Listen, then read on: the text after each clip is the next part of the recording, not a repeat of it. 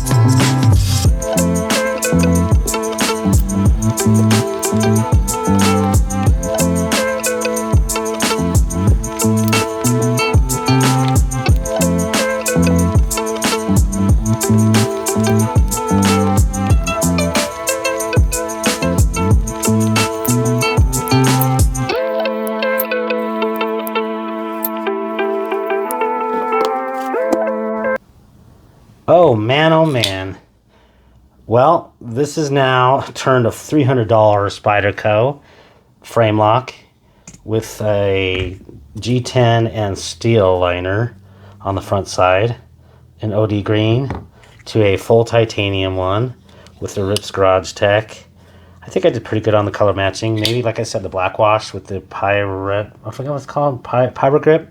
Again, if you take a look at that, this provides a little bit of texture. It's very nice. Actually, the bead blasting on it is great. They did mill it out. Let's see if we can see some of that there. Sorry, I forgot to show that on the other side when I did the front side of this. But yeah, the irony is this went from 6.4 ounces with the, basically the milled out steel liner, if you take a look at it, and the G10 to 6.3 ounces. So we actually dropped 0.1 ounce. And, I couldn't tell that one, 0.1 ounce. But I will definitely say the action seams. Now, part of it was I just cleaned it out. And, cleaned up the washers and everything. And it does seem a little bit smoother. It's definitely a lot easier now to Spidey flick for a pretty large size knife.